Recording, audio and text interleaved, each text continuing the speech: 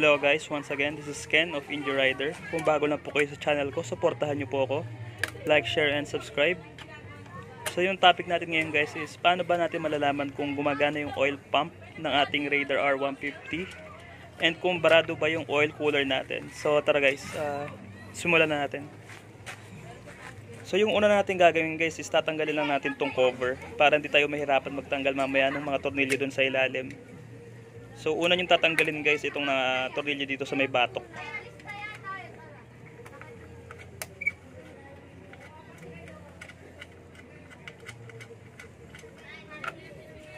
So kaya pala natin to gagawin guys is para malaman natin kung bakit din nag-overheat yung motor natin. Kasi minsan nag-overheat yung motor natin guys kasi hindi gumagana yung oil pump or minsan barado yung oil cooler. Kaya i-check natin kung okay yung dalawa.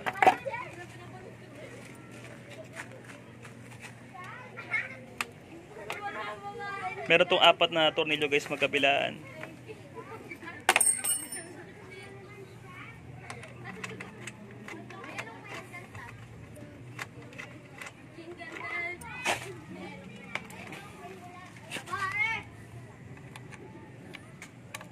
Yung mga tornilyo pala guys, isi-safety nyo siya kasi baka mawala, mahirapan pa kayo maghanap. Kaya ilagay nyo lang siya sa isang tabi na kung saan hindi siya magagalaw.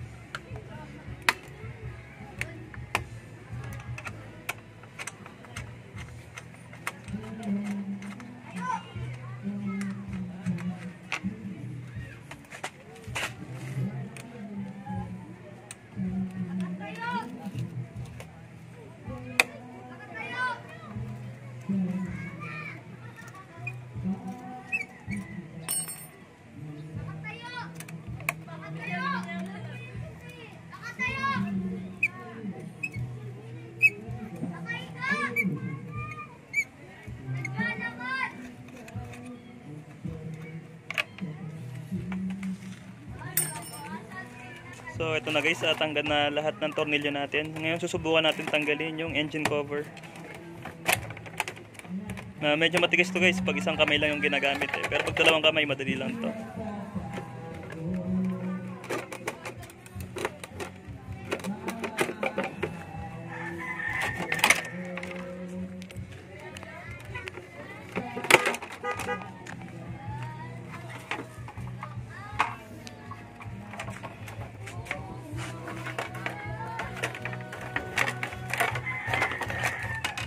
Para matanggal siya agad guys, iliko nyo lang yung manubela, then idaan nyo dun sa may ilalim. Ingat-ingatan nyo lang kasi baka magasgas.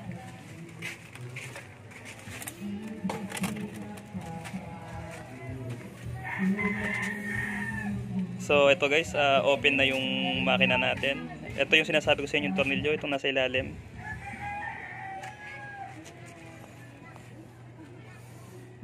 So yung oil cooler natin ito guys, meron tong tornilyo dito sa ilalim.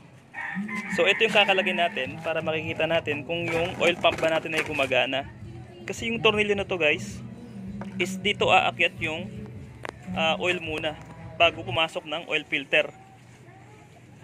And then syempre kailangan natin ng pansalo. So yan guys, kakalagay na natin.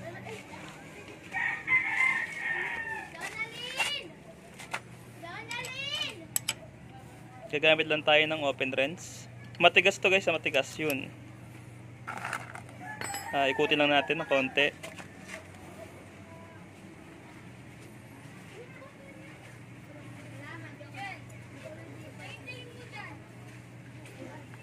Ayan. So yun guys, may tumutulo na langis. So sasaluin natin yan guys kasi yung mga tutulong langis dito guys, ibabalik din natin sa makina. So gagawin na natin to para ma-check nga natin kung gumagana ba yung oil pump natin. So yun, natanggal na siya. May mga washer yan guys na kulay tanso. So make sure na hindi mawawala yun. Ayan, nandito yung isa.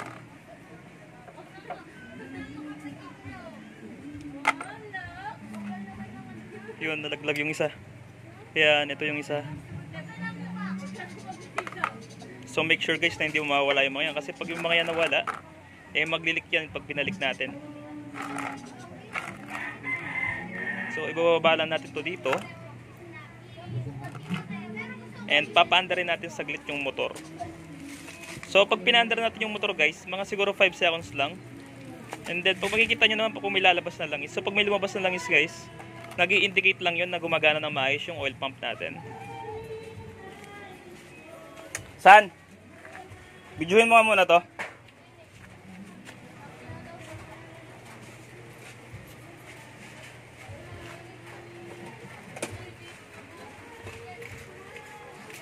Naka-game ka ba? Hindi. Game mo yan. Dami yan. Post ko mo. So tara, papandarin na natin yung motor. Yan, dapat may lalabas na langis dyan.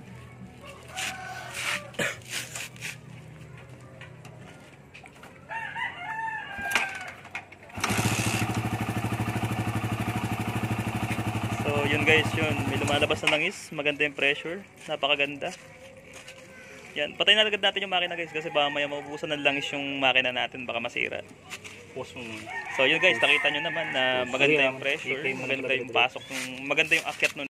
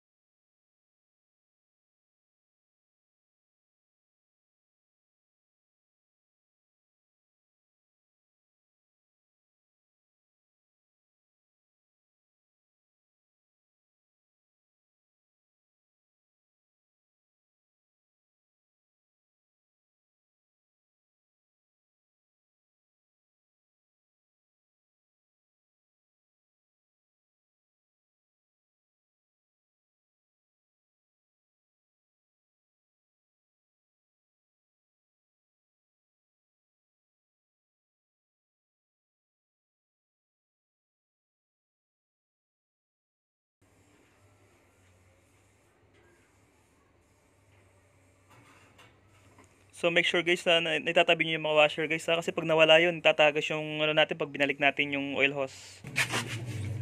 So ito guys, papandarin mo natin ulit yung motor saglit. And then titignan natin kung may lalabas ba na langis o wala. Barado yung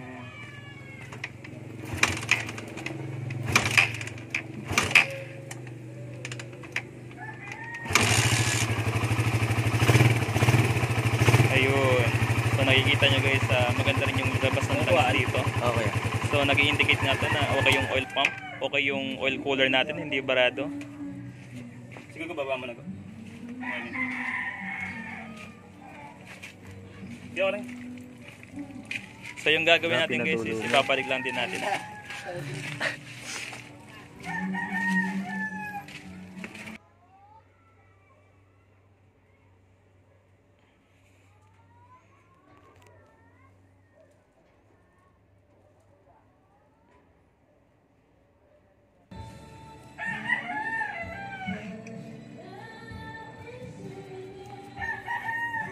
Make sure guys yung mga washer natin nababalik natin na maayos saka malinis para hindi mag-leak pag binalik natin. Kala ko naglamad kayo.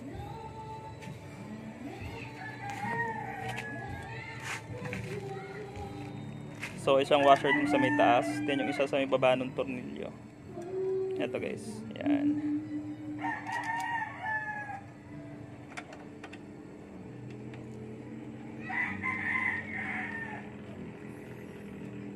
Problema mo, bakit ka nag-overheat?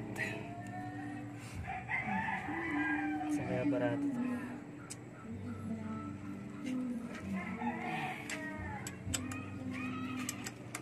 Then sige pa ng maigi guys para make sure na hindi siya maglilik.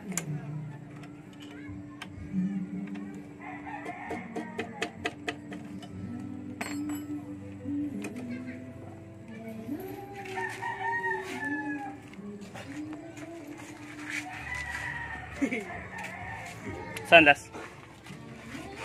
Pwede niya ano ngayon na ba? Ibig siya. And then guys, yung langis na tumagas kanina mula dun sa galing sa may oil cooler, ibabalik na natin siya dun sa may makina na natin.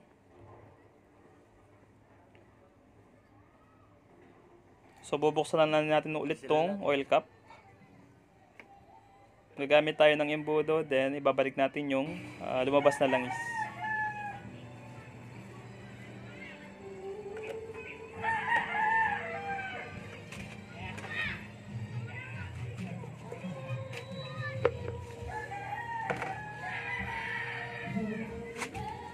Then tatakpan natin.